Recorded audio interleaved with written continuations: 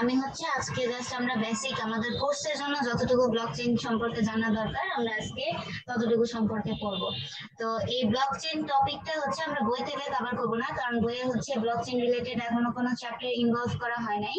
তো আমরা হচ্ছে এই জিনিসটা টোটালি গুগল থেকে পড়ব। তো এইটা হচ্ছে ম্যাম আমাদের আমরা হচ্ছে এক্সাম এক্সাম 12টার সময় আমরা হচ্ছে এই লিংক আর হচ্ছে গিয়ে এইটা ঠিক আছে আইবিএম থেকে আর হচ্ছে গিয়ে বিল্ট-ইন থেকে করব আমরা ব্লকচেইন সম্পর্কে। তো প্রথম হচ্ছে বিল্ট-ইন সাইট থেকে আমরা ব্লকচেইনের একদমই যে বেসিকটা ব্লকচেইন কি, তারপর হচ্ছে ব্লকচেইন কিভাবে কাজ করে এই জিনিসগুলো একটু জানবো। সো কারো কি ব্লকচেইন সম্পর্কে কোনো আইডিয়া আছে? ব্লকচেইন তারপর হচ্ছে বিটকয়েন এই রিলেটেড কারো কোনো আইডিয়া আছে? আছে না। কি বলেন ব্লকচেইন কি? এটা হলো যে মানে ব্লকচেইনের ভিতরে যে বিটকয়েনটাই করা হয়েছে, কোডিং করে দেওয়া হয়েছে, যেটা অটোমেটিক সব চলে, মানে কোনো মানুষের নিয়ন্ত্রিত না। এই সব ট্রানজেকশন চলে না এটার ভিতরে। ট্রানজিশনটা হচ্ছে অটোমেটিক চলে এবং এটা হচ্ছে আমরা ইন শর্ট বলতে পারি যে এগুলো হচ্ছে ইনহেরিট ডিজাইন করা থাকে, ঠিক আছে। যাই হোক, তো ব্লকচেইন টেকনোলজিটা হচ্ছে খুবই সিম্পলি ডিফাইন করা হচ্ছে এটা হচ্ছে ডিসেন্ট্রালাইজড ডিস্ট্রিবিউটেড, ঠিক আছে। তারপরে হচ্ছে এটা যে ডিজিটাল যে অ্যাসেট গুলো আছে এগুলো আমরা খুব ইজিলি আইডেন্টিফাই করতে পারি ব্লকচেইন দিয়ে, ঠিক আছে। এবং ব্লকচেইনের হচ্ছে একদমই কমন যে জিনিসটা এবং সব থেকে ইউজফুল যে জিনিসটা সেটা হচ্ছে এটা মডিফিকেশন সম্ভব হয় না ব্লকচেইনের। সো দ্যাট আমার যে ইনফরমেশন গুলো থাকে সেগুলো মডিফিকেশন হওয়ারও কোনো পসিবিলিটি থাকে না, যে ইনফরমেশন গুলো অলওয়েজ সিকিউর থাকে। এবং এই জিনিসটা বেশিরভাগ ইন্ডাস্ট্রি গুলো হচ্ছে পেমেন্টের ক্ষেত্রে, তারপর হচ্ছে সাইবার সিকিউরিটি, তারপর হচ্ছে হেলথ ইস্যুর ক্ষেত্রে এই ব্লকচেইন টেকনোলজিটা তারা ইউজ করে থাকে। তো আমরা সেই পেমেন্টের ক্ষেত্রে কিভাবে হচ্ছে ব্লকচেইন টেকনোলজিটা ইউজ করা হয়। আমরা যখন কোনো একটা পেমেন্ট মেক করি তখন দেখবেন যে মনিটরের মধ্যে একটা নির্দিষ্ট টাইমের মধ্যে একটা ওটিপি আমাদেরকে জেনারেট করে দেয় এবং সেটা আমাদের পুট করতে হয়। তো এই যে যে র্যান্ডমলি ভ্যালুগুলো চেঞ্জ হচ্ছে বা র্যান্ডমলি ভ্যালুগুলো হচ্ছে সেন্ড হচ্ছে এই জিনিসটাকে বলা হচ্ছে কি অটোমেশন, ঠিক আছে। সো এই অটোমেশন প্রসেসটা হচ্ছে ব্লকচেইন টেকনোলজি দিয়ে করা হয়। আর হেলথ কেয়ারের যে বিষয়টা আছে, হেলথ কেয়ারিং বলতে এখানে আমরা বুঝতেছি এখন কিন্তু বিভিন্ন ডায়াগনস্টিক সেন্টার গুলা ওরা করে কি সবকিছুই হচ্ছে ডায়াগনোসিস করে মেশিনের সাহায্যে, মানে কম্পিউটার দিয়ে। তো এই যে কম্পিউটার দিয়ে ডেটাগুলো রিড করতেছে এবং তারা করে প্রিডিক্ট করে রাখে এবং অ্যাজিউম করে রাখে। তো এটাকে ইনশর্ট বলা মেশিন লার্নিং ও বলা হয়। সো মেশিন লার্নিং এর কিছু টেকনোলজি ইউজ করে তারা কি করে আমাদের রোগগুলো আইডেন্টিফাই করে। তো এই যে যে প্রসেসটা এবং ডেটাগুলো আগে যে স্টোর করে রাখছে এবং পরবর্তীতে সেই ডেটাগুলোর উপর প্রিডিক্ট করে অ্যানালাইসিস করা, এই ওয়েটাকে আমরা বলতেছি ব্লকচেইন, ঠিক আছে। তো আমরা হচ্ছে এখন দেখি একটু এই ব্লকচেইনটা অ্যাকচুয়ালি কিভাবে কাজ করতেছে বা আমরা এটা দিয়ে কিভাবে কাজ করব। তো এই জিনিস হচ্ছে ছোট ছোট ডাটাগুলো, এই যে দেখেন এখানে বলা হচ্ছে এভাবেই যে ছোট ছোট ডাটাগুলো একসাথে ডিসেন্ট্রালাইজ হয়ে তারপর সেটাকে ডিস্ট্রিবিউটেড লেজার টেকনোলজি দিয়ে আমরা কি করতেছি একটা বিশাল বড় ডাটা ক্রিয়েট করতেছি। তো এটাই হচ্ছে কি ডিজিটাল অ্যাসেট, যে ছোট ছোট স্মল সেট অফ ডাটাগুলো একসাথে হয়ে একটা কি করতেছে বিশাল বড় একটা সেট অফ ডাটা গ্যাদার করতেছে।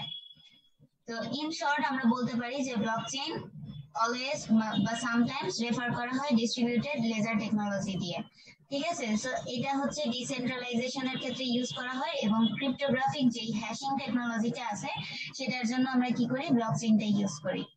তো এখানে আরো ইন ডিটেল বলা আছে ব্লকচেইন সম্পর্কে, আমি এত ইন ডিটেলে যাচ্ছি না, এগুলো আপনারা নিজেরা পড়ে নিলে বুঝতে পারবেন।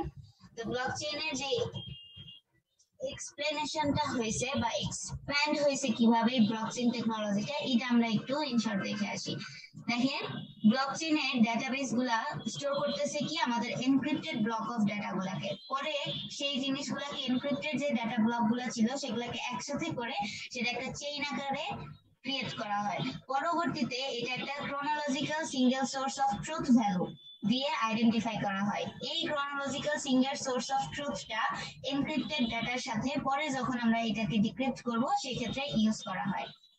এরপরে আসি ডিজিটাল অ্যাসেট, এখান থেকে ডিস্ট্রিবিউট হবে কিভাবে instead of copying or transfer, ঠিক আছে। ট্রান্সফার অথবা কপি হওয়া থেকে বিরত রাখতেছে কাকে আমাদের ডিজিটাল অ্যাসেট গুলাকে। তারপর হচ্ছে এখান থেকে ক্রিয়েট করতেছে বিভিন্ন ধরনের রেকর্ড গুলা, আমাদের ডাটার যে রেকর্ড গুলা ছিল সেগুলা এরপরে হচ্ছে এই অ্যাসেট গুলো ডিসেন্ট্রালাইজ কিনা সেটা চেক করবে, তারপর হচ্ছে রিয়েল টাইম অ্যাক্সেসটা আছে কিনা এই জিনিসটাকেও সে অ্যালাউ করবে। ট্রান্সপারেন্সি, পাবলিক ট্রান্সপারেন্সি আছে কিনা। এখন আসি পাবলিক ট্রান্সপারেন্সি বলতে এখানে কি হ্যাঁ বলেন। ডিসেন্ট্রালাইজ নিয়ে একটু ভালো করে যদি বলতে। সেন্ট্রালাইজ আর ডিসেন্ট্রালাইজ, ঠিক আছে, এটা হচ্ছে দুই ধরনের। সেন্ট্রালাইজ প্রসেস হচ্ছে একটু দেখাই। সেন্ট্রালাইজেশন বলতে আমরা বুঝি যে ধরেন এটা একটা ক্লাউড, ঠিক আছে, এখন সবকিছুই যদি ক্লাউডের ভিতরে আমরা ডিসিশন নেই তখন এটাকে বলা হয় হচ্ছে সেন্ট্রালাইজ ক্লাউড, ঠিক আছে। আর ডিসেন্ট্রালাইজ ক্লাউড মানে হচ্ছে আমরা ডিরেক্টলি কোনো ইনফরমেশন ক্লাউডে দিব না, ক্লাউডে দেওয়ার আগে মাঝখানে হচ্ছে আমরা কতগুলা টিয়ার ইউজ করব অথবা লেয়ার ইউজ করব। ওকে, সো সাপোজ এই লেয়ার গুলা হতে পারে আইওটি লেয়ার, হতে পারে ফগ লেয়ার, ঠিক আছে, যে কোনো লেয়ার হতে পারে, এবং হতে পারে ফগ ফেডারেশন লেয়ার বা ফেডারেটেড ফগ লেয়ার, যে কোনো লেয়ার হতে পারে। সো আমরা যখন ডিরেক্টলি কোনো ইনফরমেশন ক্লাউডে সেন্ড করে না দিয়ে এটাকে যখন ডিস্ট্রিবিউট আকারে করে দিচ্ছি এবং সার্ভার থেকে বা যে টিয়ার গুলা থাকবে সেই টিয়ার গুলা থেকে হচ্ছে ডিসিশন নেবে, তখন সেটাকে আমরা বলতেছি ডিসেন্ট্রালাইজ। হ্যাঁ, তানভীর কোনো কোশ্চেন? ম্যাম আমরা টরেন্টকে কি ডিসেন্ট্রালাইজ বলতে পারি না? টরেন্ট? টরেন্টকে টরেন্ট কি ডিসেন্ট্রালাইজ কেন? কমিউনিকেশন দেয়। আপনার আমরা ডাউনলোডার কিন্তু আমরাই, মানে হচ্ছে ওটা তো পিসি থেকে আপলোড হয় আবার ডাউনলোড হয়, ওদের তো নিজস্ব কোনো মানে ক্লাউড সার্ভার নেই। ক্লাউড সার্ভার নাই, হ্যাঁ, বাট আপনারা ডাউনলোড করতেছেন কোত্থেকে? কোন একটা সাইট থেকে করতেছেন না? না না না ম্যাম, না ম্যাম, ওইটা হচ্ছে আরেকজনের পিসি থেকে ডাউনলোড হবে। যেমন আমি যদি সিট করি তাহলে আপনি ডাউনলোড করবেন। আপনারা কি টরেন্টের কথা বলতেছেন নাকি ট্রোজান ফাইলের কথা বলতেছেন? টরেন্ট নয়, টরেন্টের আইডিয়াটা ম্যাম, হোল আইডিয়াটা। আচ্ছা, হ্যাঁ বুঝতে পারছি, হ্যাঁ টরেন্টের আইডিয়াটা হচ্ছে ডিসেন্ট্রালাইজ। যে কয়েন বেসের যে ডিসেন্ট্রালাইজ গুলো হয় এটা হলো যে একটা প্রজেক্ট ওইখানে দিয়ে দেয়, ওইখানে সব অটোমেটিক চলে, আর ওই প্রজেক্ট গুলো কোনো মানে কেউ কন্ট্রোল করতে পারে না, ওটা অটোমেটিক সব ওইখানে প্রজেক্ট গুলা ট্রানজেকশন সবকিছু হয় আর কি। মানে ডিসেন্ট্রালাইজ কেউ কোনো থাকে না কি, মালিক থাকে না।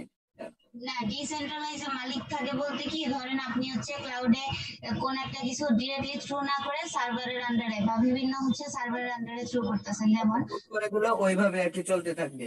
হ্যাঁ ওইভাবে চলতে থাকবে, মানে ওরা আগে ডিসিশন নিবে, ঠিক আছে। এখানে যতগুলো টিয়ার এটাকে ডিভাইড করবেন সেই টিয়ার গুলো আগে ডিসিশন নিবে, দেন তারা ডিসিশন নিয়ে তারা থিঙ্ক আউট করবে যে এই ডিসিশনটা এখন আমার ক্লাউডে পাঠানোর দরকার আছে কিনা, ঠিক আছে। যদি ক্লাউডে পাঠানোর দরকার হয় তখন তারা ক্লাউডে পাঠাবে, মানে ডিসিশনটা হচ্ছে অরিজিনালি আমরা ক্লাউডে না ফেলে আমরা কি করতেছি, ভিতরে আগে হচ্ছে কতগুলো লেয়ারে ডিভাইড করে লেয়ার গুলো থেকে আমরা ডিসিশনটা মেক করতেছি, দেন ডিসিশন দেওয়ার পরে একটা ফাইনাল যে ডিসিশনটা পাবে সেই ডিসিশনটা হচ্ছে আমরা ক্লাউডে পাঠাচ্ছি। তো এইটাকে বলা হচ্ছে ডিসেন্ট্রালাইজ, যে আমরা ডিরেক্টলি ক্লাউডে লোড না করে আমরা কি করতেছি অনেকগুলা লেয়ারে কাজগুলো করে তারপরে হচ্ছে সেটাকে সেন্ট্রালি ডিস্ট্রিবিউট করতেছি। ওকে, হচ্ছে ডিসেন্ট্রালাইজ আর সেন্ট্রালাইজ ব্যাপারটা। আচ্ছা ম্যাম, আমাদের যদি এক্সামটা নিয়ে নিতেন ভালো হতো, যদি কারেন্ট চলে যায় আবার সমস্যা, আতঙ্কে আছি, জি ম্যাম, বৃষ্টি হওয়ার সম্ভাবনা আছে। আচ্ছা এইটুকু শেষ করি, হ্যাঁ, আর তিনটা পয়েন্ট আছে, তিনটা না দুইটা। এরপরটা বলতেছে কি ট্রান্সপারেন্ট লেজারটা অলওয়েজ চেঞ্জ করে কি এটার preserve of integrity of document, ঠিক আছে। এই যে আমরা আগে পড়াছিলাম না ইন্টিগ্রিটি চেকিং, অ্যাভেলেবিলিটি চেকিং, তো এইটার ব্লকচেইনের যে ট্রান্সপারেন্ট লেজার আছে এটা কি করবে আমাদের ডকুমেন্টের ইন্টিগ্রিটি গুলাকে স্টোর করে রাখবে, সো দ্যাট পরবর্তীতে সেটা চেঞ্জ হয়েছে কিনা এটা তারা চেক করতে পারবে। এরপরে ব্লকচেইনের যে ইনহেরেন্ট সিকিউরিটি মেকানিজমটা ছিল সেই সিকিউরিটি মেকানিজম বা সিকিউরিটি মেজারমেন্ট দিয়ে আমরা পাবলিক যে লেজারটা আছে সেই লেজারটা চেক করতে পারবো, এবং পাবলিক লেজার আর ইনহেরেন্ট সিকিউরিটি মেজারমেন্ট এই দুইটা একসাথে হয়ে একটা প্রাইম টেকনোলজিকে ডেভেলপ করে, যেটা আমরা বলতে পারতেছি সিঙ্গেল সেক্টরের জন্য এই জিনিসটা ইউজ করা হয়। তো এইভাবে আস্তে আস্তে কি হচ্ছে ব্লকচেইনের এক্সপ্যান্ড হচ্ছে। ইন ফিউচার আমরা দেখবো ব্লকচেইনের আরো বেশি এক্সপ্যান্ডেশনটা, ঠিক আছে। এখন বর্তমানে কিন্তু এই যে আমরা যে গুগল ফাইল গুলো ইউজ করতেছি, তারপর গুগলের যে আলাদা আলাদা নতুন নতুন যে ভেরিয়েশন গুলো আসতেছে এগুলোও কিন্তু কার মাধ্যমে আসতেছে, ব্লকচেইন টেকনোলজি দিয়ে আসতেছে, ঠিক আছে।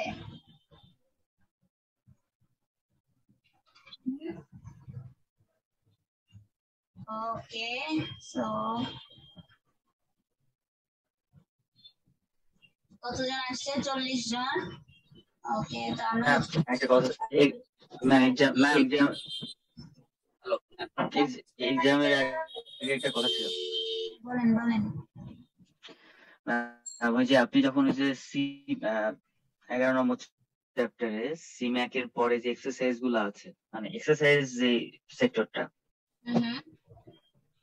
ওইখানে যে বিগেস্ট ভ্যালু বের করতে বলে এবং কোনটা মানে কেন এটা সিকিউর না, সিকিউরিটি প্রদান করে না, এমন কিছু কোশ্চেন ছিল। তো আসলে আপনি রেকর্ডিং এ ওই ব্যাপারটা কভার করেননি যে আসলে সিম্যাক কেন সিকিউর না, ম্যাক কেন সিকিউর না, এইচ ম্যাক কেন সিকিউর না, বাট ওখানে কোশ্চেন আছে, ওকে, বইয়েও ওইভাবে স্পেসিফিকলি বলা নাই। তো এই অ্যান্সার গুলা কিভাবে দেব? এগুলো হচ্ছে কম্পারিজন করে দিবেন, দাঁড়ান আমি বলে দিচ্ছি এখন। কোশ্চেনটা একটু বের করেন, নাম স্যারে বুঝতে পারবো। বই লোডিং হচ্ছে।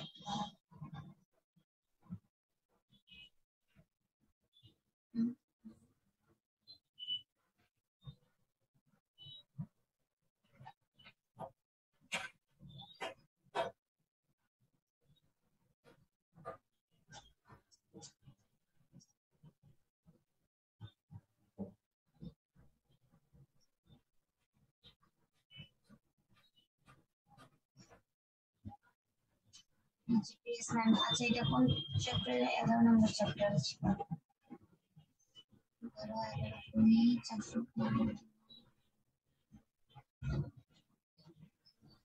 371 পেজ, হ্যাঁ এটা পাইছি। 371।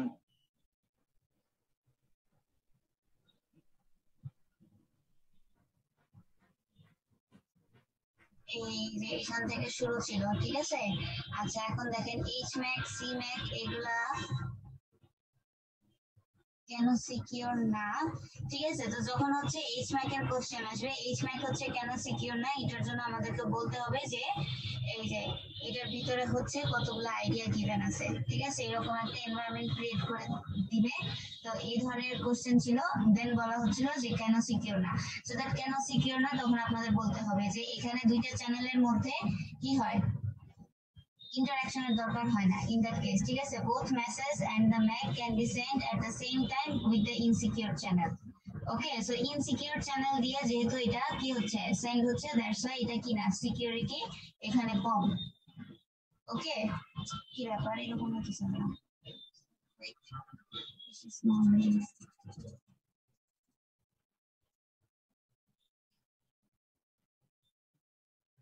ঠিক আছে, এই যে এখানে বলা আছে দেখেন, no need to use the two channel in that case, so that এখানে কি আছে, সেম ইনসিকিউর চ্যানেল আছে যেহেতু, so that ইনসিকিউর চ্যানেল দিয়ে যখন আমরা কোনো মেসেজকে সেন্ড করব তখন সেটা কি না, অবশ্যই কি সিকিউর, সিকিউরিটি মেনটেন করতেছে না।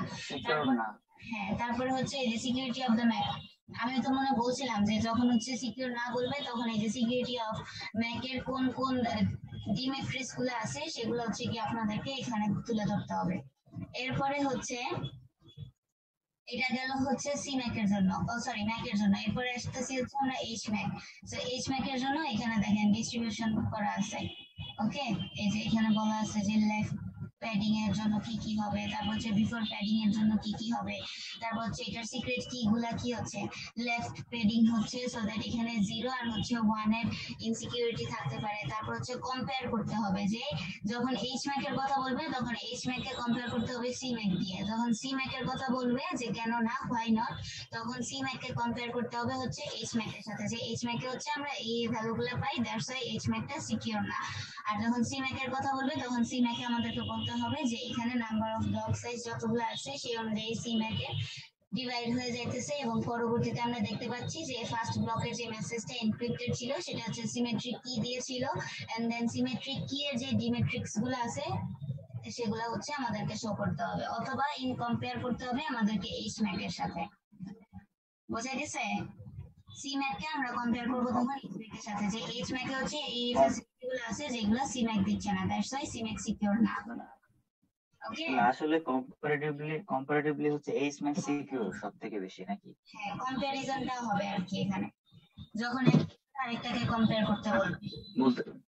বলতেছি যে তাহলে যে এই স্ম্যাকটা হচ্ছে বেশি সিকিউর এই তিনটার মধ্যে।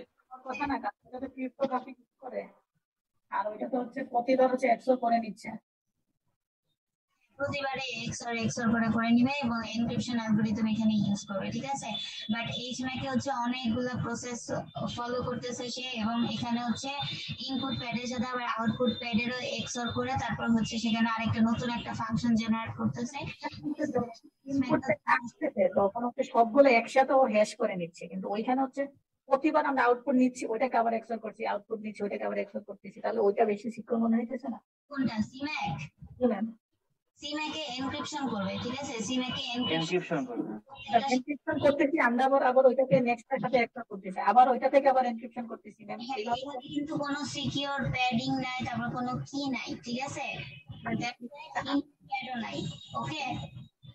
তারপর হচ্ছে আউটপুট প্যাড নাই, এখানে জাস্ট হচ্ছে আউটপুট এই যে প্রথম যে কিটা থাকবে, ঠিক আছে, এই ফার্স্ট কি এর যে ভ্যালুটা থাকবে সেটা হচ্ছে এনক্রিপশন অ্যালগরিদমের জন্য ইউজ হচ্ছে, ডিরেক্টলি হচ্ছে মেসেজটাও থাকতেছে। এরপরে এই প্রথমটার যে আউটপুটটা থাকবে সেটা আবার যাবে, সেই সাথে হচ্ছে সেম কিটা আসবে, এসে এই দুইটা হচ্ছে এক্সর করবে, এক্সর করার পরে আবার অ্যালগরিদমটা হচ্ছে এনক্রিপশন, সেটা আবার এনক্রিপশন হবে, বুঝতে পারছেন। But in the mean time এখানে কিন্তু সেম কিটাই থাকতেছে, বাট মেসেজটা হচ্ছে শুধু চেঞ্জ হচ্ছে, ম্যাম কিন্তু সেম আছে। আবার ম্যাম দেখেন এখানে কোনো হ্যাশিং নাই, এখানে তো কোনো হ্যাশিং নাই আছে না, এখানে কোনো হ্যাশ ফাংশন নাই। এটাও তো একটা বলা যায় যে এটা একটা ইম্পর্টেন্ট জিনিস সিকিউরিটি থেকে। ইউজ হচ্ছে, এই স্ম্যাকে তো হ্যাশিং আছে। হ্যাঁ, এইচম্যাকে কিন্তু দুইবার হচ্ছে হ্যাশ ফাংশন ইউজ করেছে, ঠিক আছে। একটাকে বলা হচ্ছে ইন্টারমিডিয়েট এইচম্যাক, যখন আমরা হচ্ছে ফার্স্ট বিট যেটা পাবো সেটাকে যখন আমরা ডিভাইড করতেছি, ডিভাইড করার পরে যখন হ্যাশ করতেছি, দেন যে আমার আউটপুটটা জেনারেট হচ্ছে সেটা ছিল আমার ইন্টারমিডিয়েট এইচম্যাক। পরবর্তীতে যখন আমরা আবার আউটপুট প্যাডটা ইউজ করতেছি এইটার আউটপুটের সাথে, তখন আবার যে হ্যাশ ফাংশনটা জেনারেট হচ্ছিল সেটা থেকে যে আউটপুটটা পাচ্ছি সেটাকে আমরা বলতেছি এইচম্যাক। সো দ্যাট এখানে এইচম্যাকটা কিন্তু দুইবার ইউজ হচ্ছে, একবার ইন্টারমিডিয়েট লেভেলে আর একবার হচ্ছে ফাইনাল লেভেলে, ওকে। ক্লিয়ার হয়েছে? হ্যাঁ ম্যাম বুঝছি। ম্যাম আরেকটুখানি বলবেন, আপনি একটু এক্সারসাইজে যান ম্যাম, নিচের দিকে যে কোশ্চেন গুলা।